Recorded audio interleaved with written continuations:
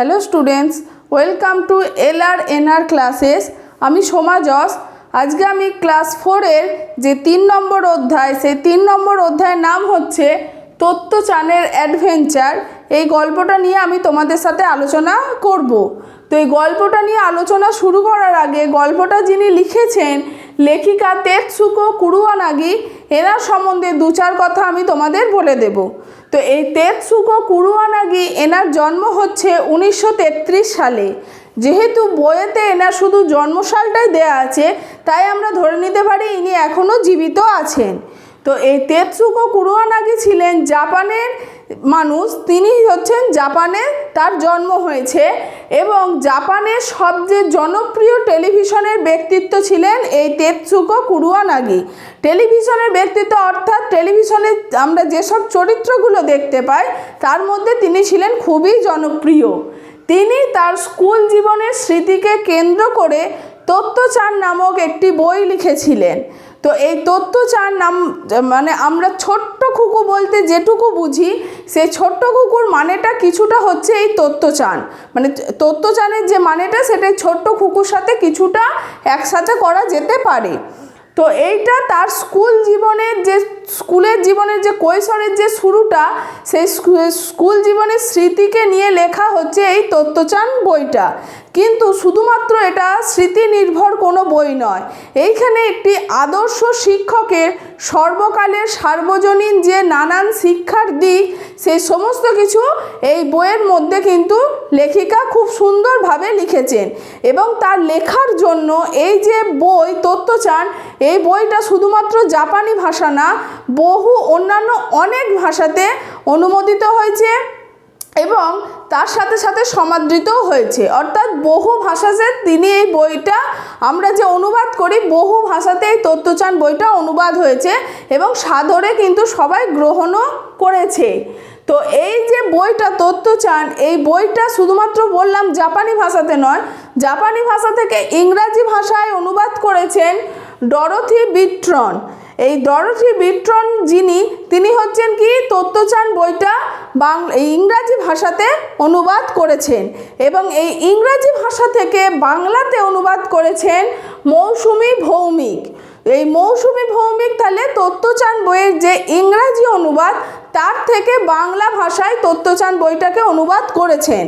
তিনি ছিলেন আধুনিক বাংলা গানের একজন উল্লেখযোগ্য স্রষ্টা এবং শিল্পী। তো এতক্ষণ আমরা তেতসুকো কুরুয়ানাগির সম্বন্ধে 2-4 কথা জেনে নিলাম। তার লেখা সম্বন্ধে, তার লেখার যে অনুবাদ কে কে করেছে, এই সমস্ত কথা আমরা শুনলাম। এরপর আজকের যে মূল গল্প তত্ত্বচানের অ্যাডভেঞ্চার, এইটা নিয়ে আমি তোমাদের 2-4 কথা বলে দেব। তো গল্পটা শুরু হয়েছে একটা স্কুল ঘরে তাঁবু খাটানো 2 দিন পর থেকে। তো গল্পটার যে জায়গা সেটা হচ্ছে তোমাই শহর।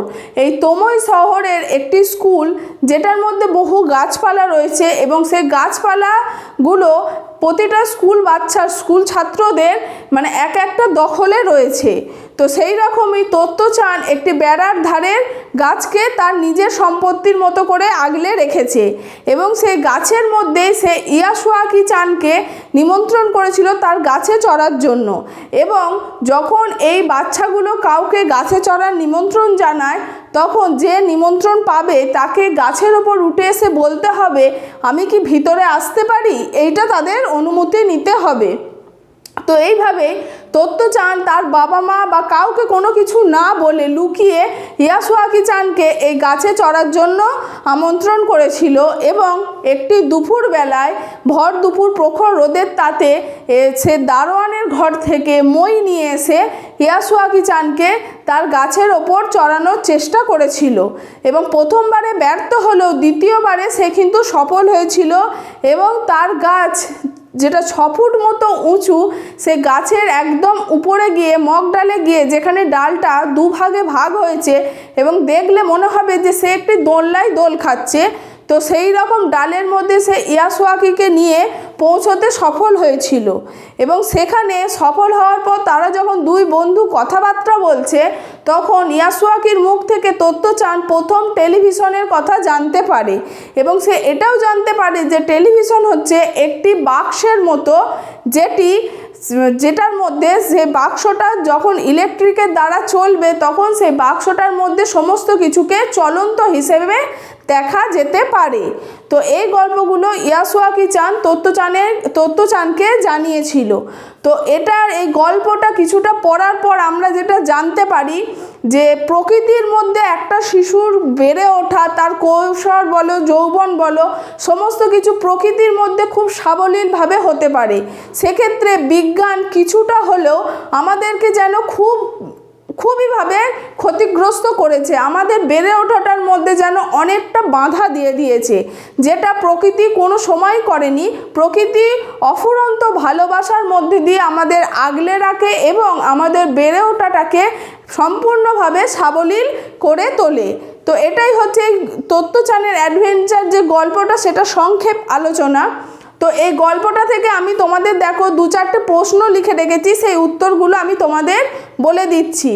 তো প্রথম প্রশ্নটা দেখো কি আছে, তত্ত্বচান কাকে গাছে চড়ার নিমন্ত্রণ করেছিল? তো তত্ত্বচান তার বাবা মা বা তার বন্ধুদের লুকিয়ে ইয়াসুয়াকি চানকে তার গাছে চড়ার জন্য নিমন্ত্রণ জানিয়েছিল। এরপর কি বলছে, কোথায় সবার একটা করে গাছ ছিল? যে গল্পটা শুরু হয়েছে তোমই শহরকে নিয়ে, সেই তোমই শহরের একটি স্কুলে তার সমস্ত শিশুদের মধ্যে সমস্ত গাছগুলোর ছিল দখল। তো শিশুরা সেই গাছগুলোকে দখল করে রেখে দিয়েছিল। ইয়াসুয়াকি চানের হাতটা কেমন ছিল? ইয়াসুয়াকির হাত পা ছিল পোলিও রোগে আক্রান্ত, সেই জন্য তার হাতটা ছিল বেঁকা, আঙুলগুলো ছিল বেঁকা, কিন্তু তার সত্ত্বেও হাতটা খানিকটা লম্বা ছিল। এরপর কি বলছে, এই প্রথম তত্ত্বচান বুঝতে পারলো। তত্ত্বচান কি বুঝতে পারলো? তত্ত্বচান এটাই বুঝতে পারলো যে সে যে ইয়াসুয়াকি চানকে নিয়ে তার গাছে চড়ার নিমন্ত্রণ জানিয়েছে এবং সেটা সে করতে চলেছে। তো এই ইয়াসুয়াকি চানকে গাছে তোলার যে প্রচেষ্টা, এটা খুব একটা সহজ হবে না। এটাই তত্ত্বচান বুঝতে পারলো। কেন কাজটা সহজ হবে না সেটা বলবি। তত্ত্বচান যেহেতু ইয়াসুয়াকিকে নিমন্ত্রণ করেছিল তার গাছে চড়ার জন্য এবং ইয়াসুয়াকি চান ছিল পোলিও রোগে আক্রান্ত, তাই সে নিজের কাজ নিজে নিজে করতে পারতো না। তো এমতো অবস্থায় তত্ত্বচান যখন তার গাছে তোলার জন্য মই ব্যবহার করে, তো সেই মইতে তত্ত্বচান প্রথমে উঠে গেল, পরবর্তীকালে যখন সে ইয়াসুয়াকিকে তার আমন্ত্রণ জানাচ্ছে, ইয়াসুয়াকির পক্ষে সেই মইয়ের মধ্যে প্রথম পদক্ষেপ দেওয়াটাও কিন্তু খুব কষ্টকর ছিল, সেটা সে নিজে নিজে পারতো না। তো এইভাবে সে তত্ত্বচান আবার গাছ থেকে নেমে এসে ইয়াসুয়াকিকে তোলার চেষ্টা করে, কিন্তু প্রথমবারে সে ব্যর্থ হয়। তো পরবর্তীকালে আবার দারোয়ানের ঘর থেকে একটি মইয়ের মতো সিঁড়ি নিয়ে এলে সেই সিঁড়ির মতো যে মইটা, সেই মইটার মধ্যে ইয়াসুয়াকিকে নিয়ে তত্ত্বচান গাছের মধ্যে ওঠে এবং গাছটির যেখানে দুভাগে ভাগ হয়েছে সেই দুভাগে ভাগ হওয়ার যে জায়গাটা, সেই জায়গাটায় ইয়াসুয়াকিকে নিয়ে পৌঁছাতে সফল হয়। এইভাবে কাজটা কঠিন হলো, তত্ত্বচান কিন্তু করে দেখিয়েছে যে কাজটা কঠিন হলো, আমি পারবো, এবং সে তার বন্ধুকে গাছে তুলতে পেরেছে এবং তার মনের মধ্যে সে আনন্দ দিতে পেরেছে। তো এটাই হচ্ছে এই প্রশ্নটার উত্তর। এরপরে কি বলছে দেখো, দুই বন্ধু গাছের ওপর বসে টেলিভিশন নিয়ে কি গল্প করেছিল? ইয়াসুয়াকি চানের মুখ থেকে তত্ত্বচান প্রথম টেলিভিশনের কথা জানতে পারে এবং সে এটাও জানতে পারে যে যেহেতু ইয়াসুয়াকির দিদি আমেরিকায় থাকে, তো সেখানে এই টেলিভিশন নামক বস্তুটি রয়েছে, যেটি দেখতে অনেকটা বাক্সের মতো এবং যেখানে সমস্ত রকম জিনিস চলন্ত আকারে দেখা যায়।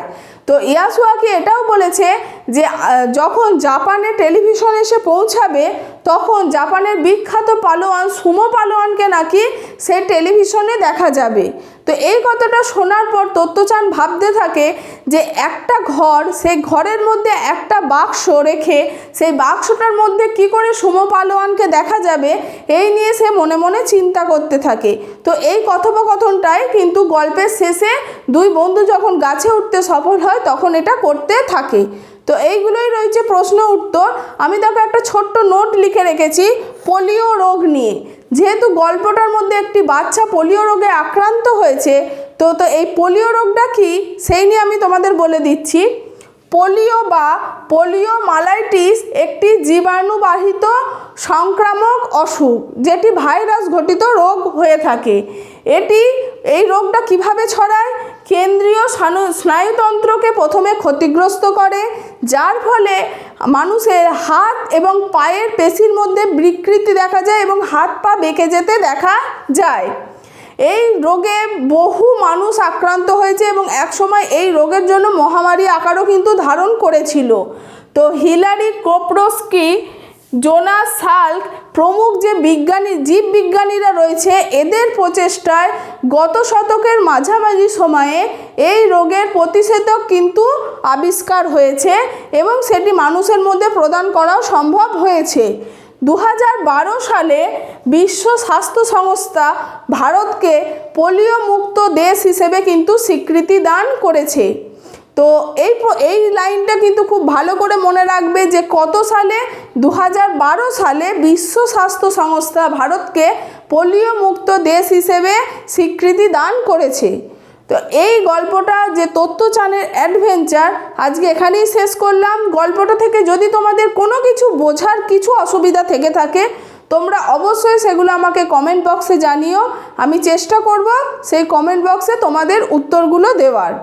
তো এই তত্ত্বচানের অ্যাডভেঞ্চার থেকে যে কোনো রকম এমসিকিউ নোটস, বড় নোটস পেতে হলে, এছাড়া অন্যান্য যে কোনো গল্প থেকে এমসিকিউ নোটস, বড় নোটস পেতে হলে তোমরা গুগল প্লে স্টোর থেকে LRNR এই অ্যাপটি ডাউনলোড করবে এবং ব্যবহার করবে।